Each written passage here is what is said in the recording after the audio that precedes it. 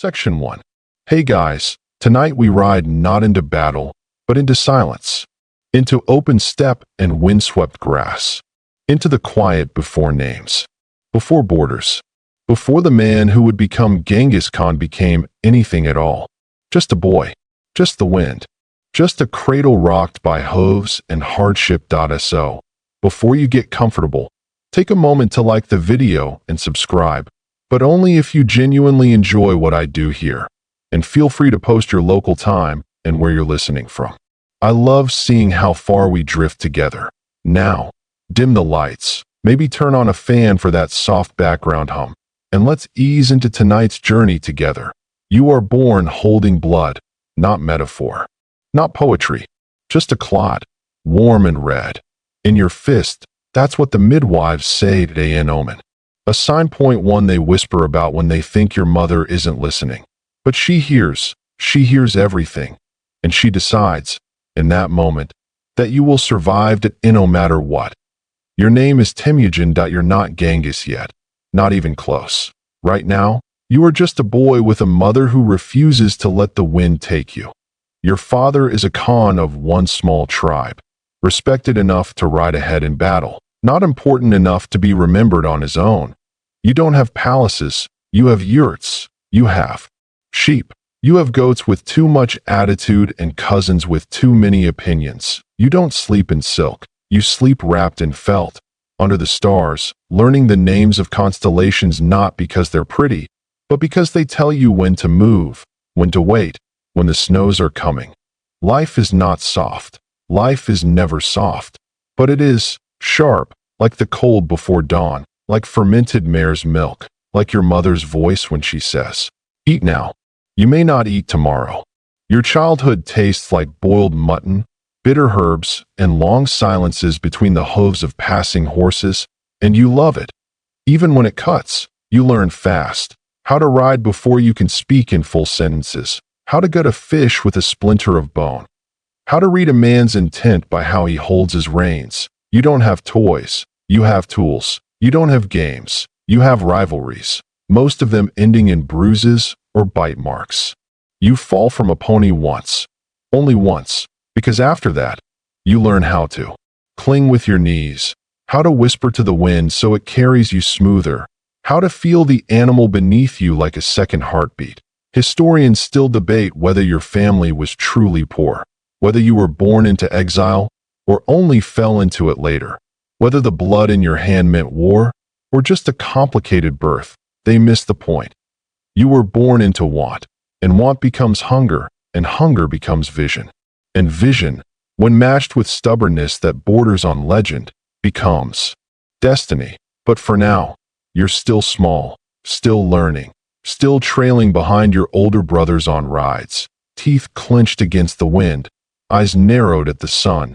You watch them, and you think, I will not follow forever. One night, curled in the yurt, cheek pressed to fur, you hear your father whisper to your mother.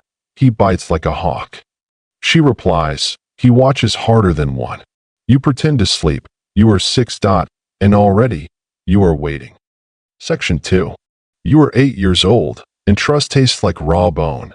Your father is smiling, which is dangerous, because when he smiles like this, it means someone's about to bleed or move. You're riding beside him through wind-carved hills. The steppe is endless today. Yellow grasses bend like they know something you don't. Your saddle creaks. Your father doesn't speak, not until campfire smoke is visible in the distance. Then he says, we eat with the Yasuji kin tonight. You don't ask why. You know not to ask yet. The Yasuji are blood-tied through marriage, old friendship, and carefully managed grudges. You enter the camp like guests. Leave your weapons by the fire, like kin. Eat fatty lamb, drink thin broth, laugh when the jokes are safe. And then your father dies, not tonight, but soon after, poisoned quietly, efficiently, by men he once called brother, slipped into a drink or a dish or a smile. No one admits it, but everyone knows. Your world shatters, not with screaming. Your mother doesn't scream. She stiffens, wraps her arms around you and your brothers, and when the council asks, who leads now? She says, he does, and looks at you. You point. 8 years old.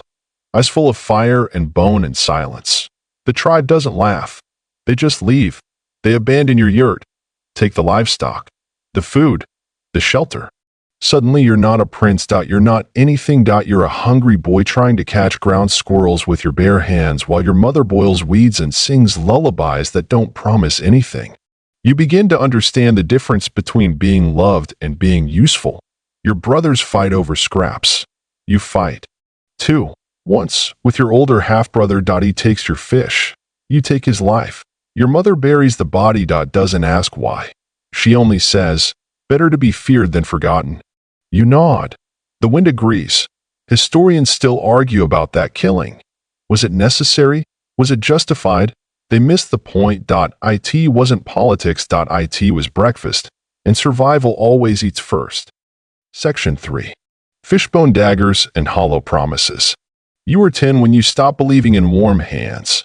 Too many reach for your shoulder and aim for your throat. Your mother still sings, but the songs have teeth now. She sharpens them between verses, just in case. You learn to whittle daggers from fishbone. Not because they're strong, but because they teach patience, because they teach quiet. Your brothers forget how to be brothers. You trade loyalty like fur. One night you promise alliance to a cousin. By morning, he's gone with your last horse. Trust becomes a luxury. Like honey. Or mercy. You smile less. And when you do, it's a knife smile, narrow, reflective, and only for show. By now, you know, kindness is a gamble, and you never bet what you can't kill to keep. Section 4. The sky that watches. You start looking up more than forward. Not because you're lost, because the sky tells fewer lies than people do. Clouds drift honest. Storms don't scheme. The sun burns all without preference. That you respect. You learn to read the wind like scripture. Dry winds whisper hunger. Warm gusts carry rumors. When the air stills completely, you ready your blade. There is no temple but the open steppe, and no God but the one who never speaks. Only watches. You wonder if he respects you yet. You hope he fears you. Soon. One night, your mother asks if you still pray. You don't answer. But later, you sleep with your face to the stars, and your hand curled around the hilt of a bone-handled knife that you've learned. Prayers are fine, but it's better if the sky watches you and doesn't blink. Section 5. The Kidnapped Bride. She was laughter in a world that only whispered. She saw you before you had a name worth saying out loud. You gave her a bird skull on a string. She called it a crown. You weren't sure if she was mocking you, but you wanted to believe she wasn't. One morning, you woke up alone. She was gone. Taken by men who smiled like they had already won. Traded like meat or salt or peace. You burned inside. Not with love. Not just love.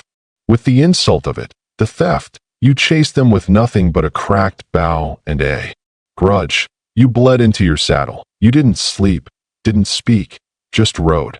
When you found them, they were laughing. You made them stop. She saw you covered in their blood and didn't flinch. She just took your hand, held it like it was still the same boy's hand from before. You knew then you would lose her again someday. The world doesn't let you keep soft things. But for now, she was back, and so were you. Section 6. The Wolf Pack Years. You stop waiting for forgiveness. It never comes, and the wind mocks you for hoping. So you gather those like you, men with no name, no herds, no past that speaks kindly. Boys who were left behind when the tribes moved on. Wolves without a den. You sleep in ditches, hunt by starlight, and eat whatever bleeds. When meat runs out, you eat pride. It doesn't fill you, but it teaches you to hunt harder. You raid small camps at first, not for glory, for boots, for food, for firewood. One night, a chieftain calls. You thief. You leave his sons tied to their horses, naked in the frost. By morning, people call you something else, dangerous. You earn loyalty with meat and justice. Your laws are simple. Don't steal from each other. Don't lie to your own. Bleed for the pack, or leave. Some do leave. Most return. There is something sacred in being feared together. And for the first time, you're not surviving someone else's story. You're writing your own, with ash, hoof prints, and broken teeth. Section 7. The breaking of brothers. You were raised to believe blood was thicker than ambition, but blood dries, and ambition flows. Your half-brother wants command. So do you. There is no room for two suns above the same sky.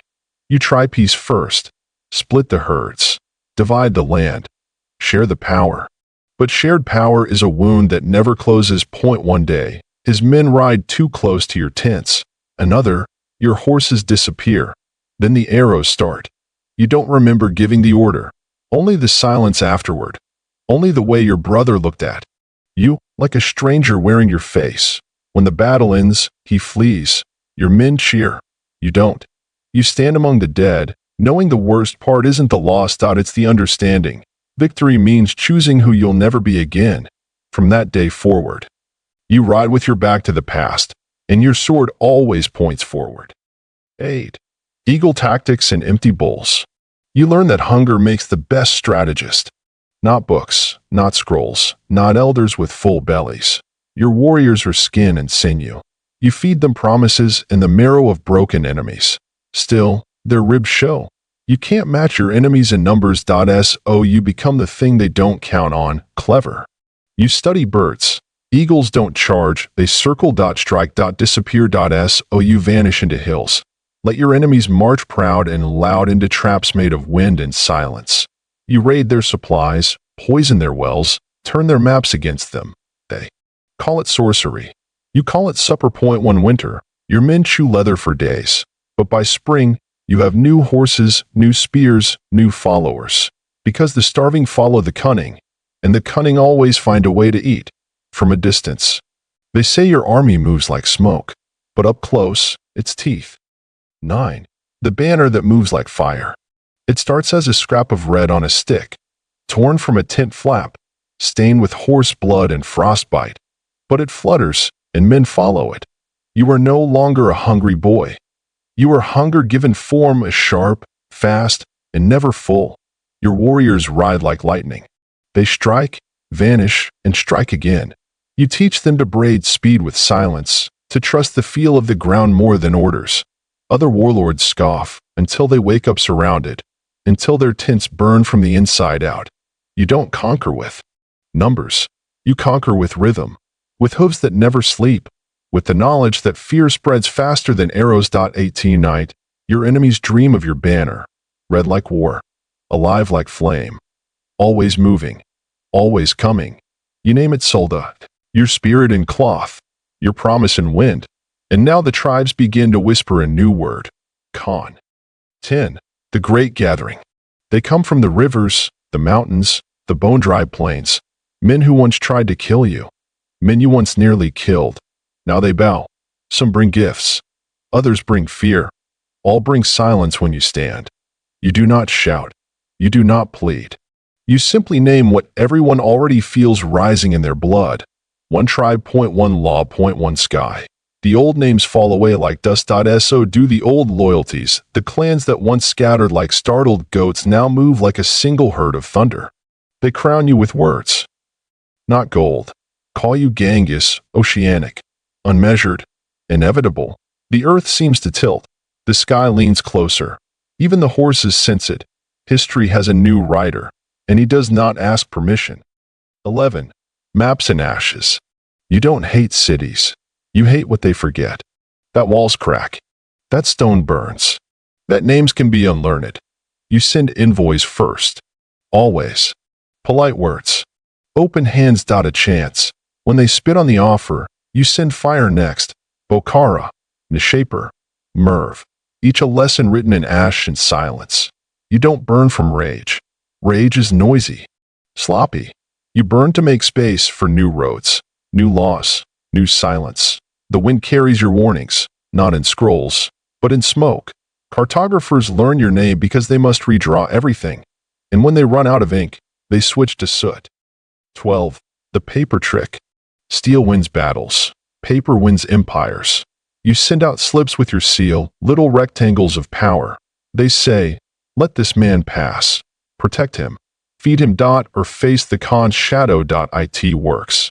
Merchants start walking roads they once feared. Soldiers step aside. Bandits disappear.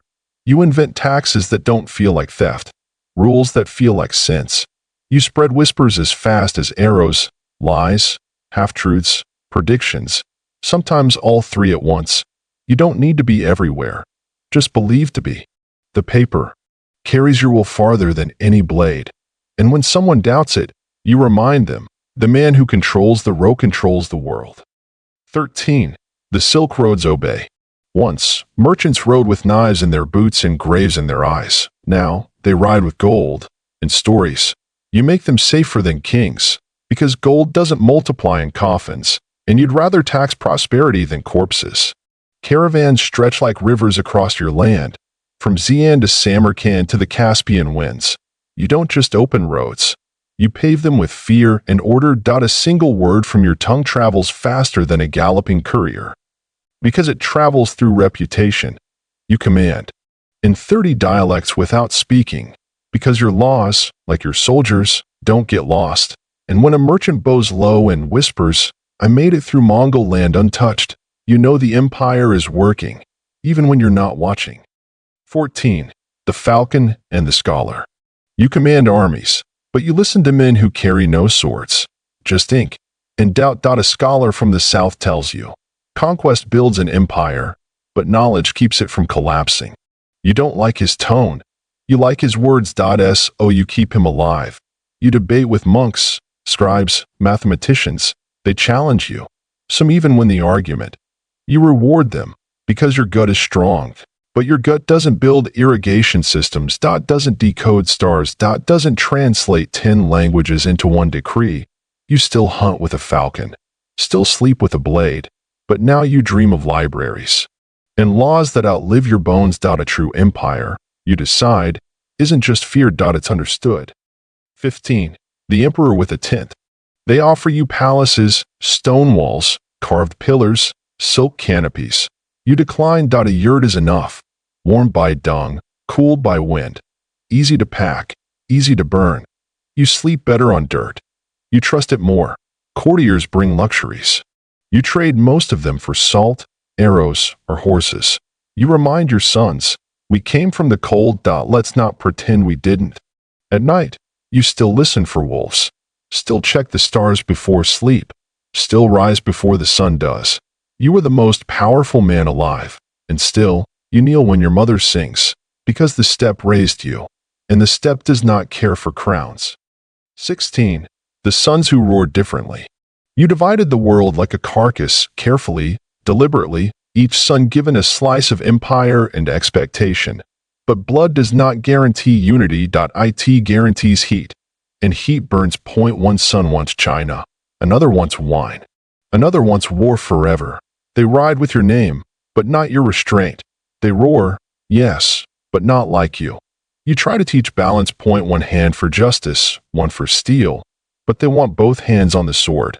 You begin to wonder, did you build an empire or a storm that hasn't broken?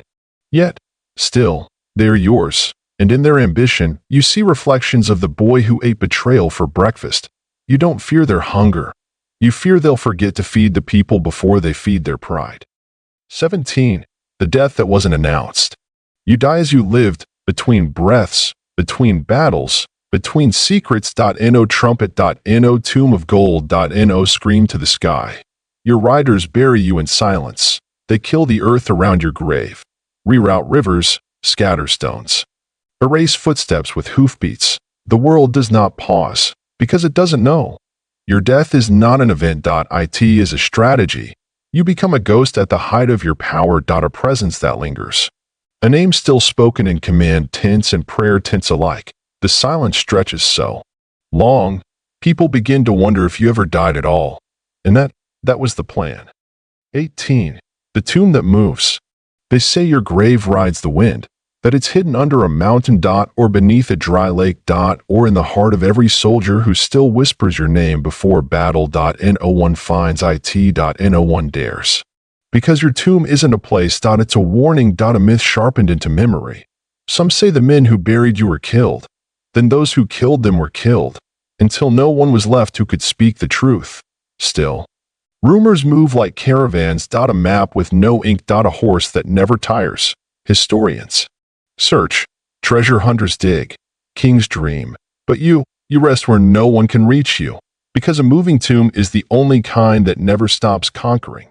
19. The historians argue. They sit in stone halls and sharpen their pens. Some call you a butcher. Others, a visionary, a tyrant, a genius, a ghost, a god. They count your dead in margins, debate your intentions over tea and footnotes. They cannot agree. You left too many truths behind, too many contradictions. You destroyed cities, but built laws. You burned empires, but protected merchants. You killed brothers, but united strangers. Each historian chooses a version. None choose them all. Meanwhile, you smile from between the lines. You were never meant to be simple. You were meant to be remembered. Let them argue. Their voices are just echoes. Yours is the storm that made them necessary. 20. The storm you left behind. Your bones are dust, your saddle long empty, but your storm still gallops. It thunders through borders that once felt eternal. It shapes alphabets. It hums in laws, in trade routes, and lullabies whispered over distant cradles. Your name became a question, and then a continent-spanning answer. In cities you never saw, your shadow teaches kings to be afraid of silence. To watch the horizon for hoofs. You taught the world that peace is a blade sheathed, not broken. That order can ride with chaos if the rains are strong, and though your banner no longer flies, its color remains in memory. Red like resolve, black like night, gold like silence kept. You didn't just conquer lands, you conquered time, and time, like the steppe, still bows its head when you pass. Epilogue. When the hooves are silent, the dust has settled, the banners have faded. Even the wind, once wild with your name, now hums softer lullabies. But you are still here, not in flesh, not even in stone, but in the way borders hesitate. In the way legends refuse to stay quiet. You were never just a man. You were the question history keeps asking, in the silence it cannot answer. So rest now, beneath stars that once guided your warpath. Let the sky you trusted watch over the rest of us. Thank you for traveling this long road. A journey not only through history, but through will, loss, and the storm that legacy leaves behind. Now, lay down your sword for today. Let your mind rest like a field after thunder. Sleep well, and if you dream, dream vast, like the steppe, like the sky, like a boy who once had nothing, but dared to change the world. Good night, and may peace, for once, ride faster than war.